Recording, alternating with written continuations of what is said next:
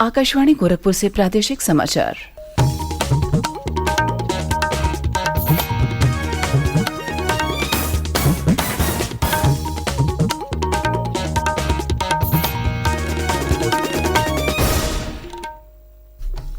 नमस्कार, समाचार बुलेटिन के साथ में शिवानी अरोरा। पहले मुख्य समाचार। G20 की अध्यक्षता के तहत भारत की 100वीं बैठक का कल वाराणसी में केंद्रीय राज्य मंत्री वीके सिंह ने किया उद्घाटन। कहा, श्री अन्न के क्षेत्र में भारत विश्व का नेतृत्व करने में है सक्षम। अतीक अहमद और उसके भाई अशरफ की हत्या की जांच के लिए SIT का हुआ गठन। कानून व्यवस्था बनाए रखने के लिए प्रयागराज में अगले 2 दिनों तक बंद रहेगी इंटरनेट सेवा। अतीक और अशरफ की हत्या के तीनों आरोपियों पर हमले की आशंका को देखते हुए नैनी जेल से प्रतापगढ़ जेल किया गया स्थानांतरित। और प्रदेश में नगर निकाय चुनाव के दूसरे चरण के लिए नामांकन प्रक्रिया कल से हुई शुरू। 24 अप्रैल तक भरे जाएंगे नामांकन पत्र। अब समाचार विस्तार से। भारत की G20 अध्यक्षता के अंतर्गत विभिन्न कार्य समूहों की 100वीं बैठक कल प्रदेश के वाराणसी शहर में शुरू हुई। केंद्रीय सड़क परिवहन और राजमार्ग तथा नागर विमानन राज्य मंत्री वीके सिंह ने होटल ताज में आयोजित मुख्य कृषि वैज्ञानिकों की बैठक का उद्घाटन किया। इस अवसर पर श्री सिंह ने कहा कि श्री अन्न के क्षेत्र में भारत में विश्व का नेतृत्व करने की क्षमता है और हम सदियों से उत्कृष्ट अनाज पैदा कर रहे हैं। उन्होंने कहा कि यह बैठक महत्वपूर्ण है क्योंकि भारत सरकार ने देश में कृषि संबंधित अनेक कार्यक्रम और योजनाएं शुरू की हैं। 3 दिन की बैठक का आयोजन कृषि और कल्याण मंत्रालय के अंतर्गत कृषि अनुसंधान और शिक्षा विभाग द्वारा किया जा रहा है। हमारे संवाददाता ने बताया कि इस कार्यक्रम में G20 सदस्य देशों के लगभग 80 विदेशी प्रतिनिधि भाग लेंगे। पूरे काशी को G20 की थीम पर सजाया गया है। इस बैठक में खाद्य सुरक्षा और पोषण, जलवायु अनुकूल कृषि, डिजिटल कृषि, सार्वजनिक निजी भागीदारी सहित कृषि अनुसंधान और विकास से जुड़े विभिन्न विषयों पर विचार विमर्श किया जाएगा। इस बैठक में एक महत्वपूर्ण प्रस्ताव पेश किया जाएगा जिसके तहत millets and other ancient grains international research initiative भारतीय कृषि अनुसंधान परिषद के महानिदेशक डॉक्टर गौरव पाठक ने आकाशवाणी समाचार से विशेष बातचीत में बताया कि महर्षि का उद्देश्य अंतर्राष्ट्रीय पोषक अनाज वर्ष 2023 के दौरान और उसके बाद पोषक अनाजों और अन्य प्राचीन अनाजों के बारे में जागरूकता पैदा करना और अनुसंधान संबंधी सहयोग को आगे बढ़ाना है। सुशील चंद्र तिवारी, आकाशवाणी समाचार, वाराणसी। अतीक अहमद और उसके भाई अशरफ की हत्या की जांच के लिए पुलिस आयुक्त प्रयागराज ने विशेष जांच दल गठित किया है। वहीं पुलिस महानिदेशक ने विवेचना की गुणवत्ता और समयबद्ध कार्यवाही के लिए पर्यवेक्षण टीम बनाई है।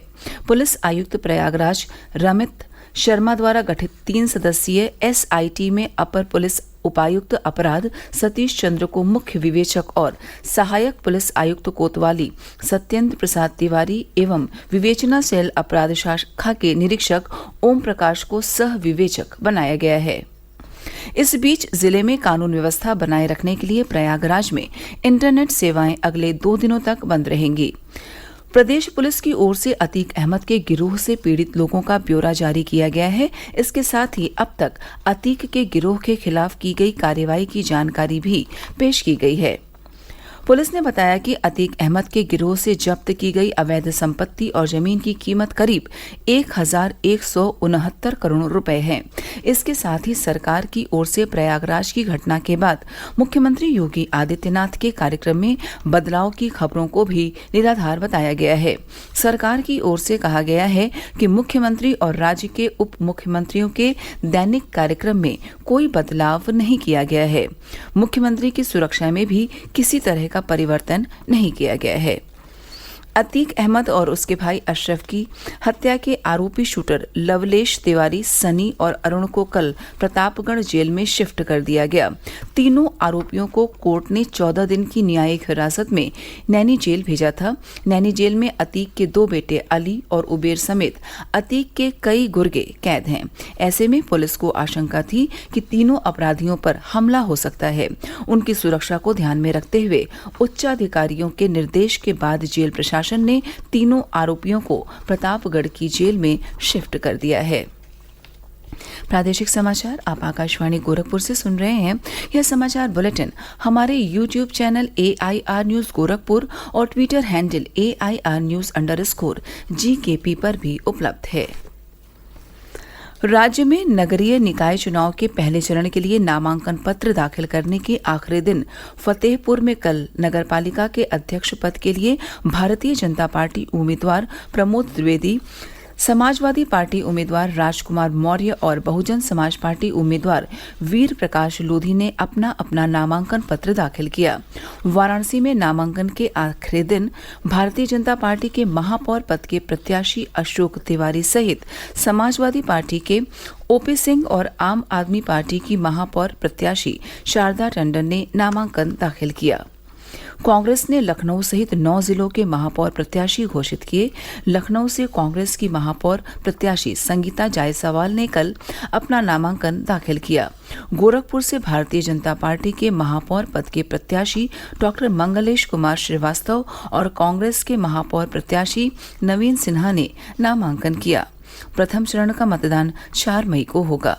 उधर निकाय चुनाव के दूसरे चरण के लिए नामांकन प्रक्रिया कल से शुरू हो गई। नामांकन पत्र 24 अप्रैल तक भरे जाएंगे।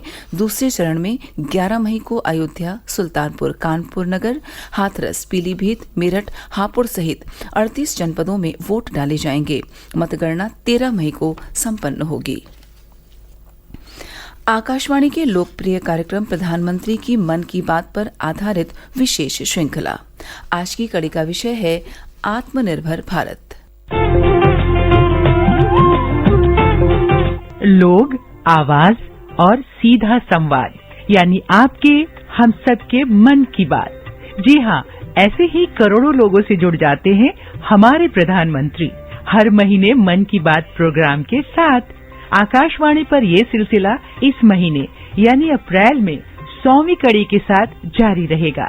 इसी विशेष मौके पर मन की बात कार्यक्रम से प्रधानमंत्री के चुनिंदा संबोधनों को फिर प्रस्तुत किया जा रहा है। इस विशेष कार्यक्रम की 68वीं कड़ी में पेश है प्रधानमंत्री की वो बात, जिसमें उन्होंने आत्मनिर्भर भारत अभियान को लेकर लोगों से अपने विचार साझा किए। अतीत में भारत को सोने की चिड़िया कहा जाता था, तो उसकी बड़ी वजह थी उसका आत्मनिर्भर होना। अपने उत्पादों और कृषि उपज की वजह से भारत की समृद्धि की शोहरत पूरी दुनिया में रही है। प्रधानमंत्री मोदी ने शासन संभालते ही देश को एक बार फिर उसी समृद्धि की राह पर ले जाने का संदेश दिया। इसके लिए उनका मानना है कि भारत को आत्मनिर्भर होना चाहिए। 30 अगस्त 2020 को प्रसारित मन की बात कार्यक्रम में उन्होंने आत्मनिर्भर भारत अभियान के लिए समर्पण और सेवा भाव को बेहद जरूरी बताया। आज जब हम देश को आत्मनिर्भर बनाने का प्रयास कर रहे हैं, तो हमें पूरे आत्मविश्वास के साथ आगे बढ़ना है। हर क्षेत्र में देश को आत्मनिर्भर बनाना है। असहयोग आंदोलन के रूप में जो बीज बोया गया था, उसे अब आत्मनिर्भर भारत के वटवृक्ष में परिवर्तित करना हम सबका दायित्व है। मेरे प्यारे देशवासियों, भारतीयों के इनोवेशन और सॉल्यूशन देने की क्षमता का लोहा हर कोई मानता है, और जब समर्पण भाव हो, संवेदना हो, तो ये शक्ति असीम बन जाती है।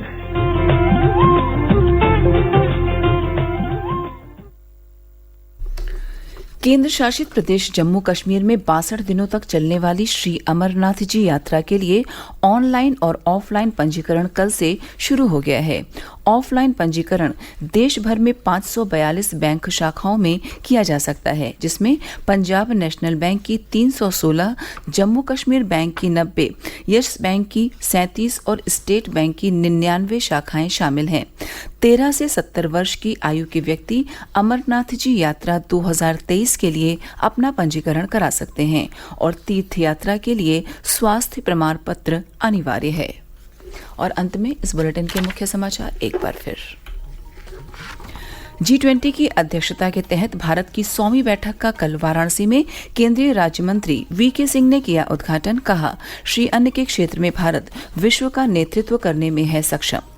अतीक अहमद और उसके भाई अशरफ की हत्या की जांच के लिए SIT का हुआ गठन।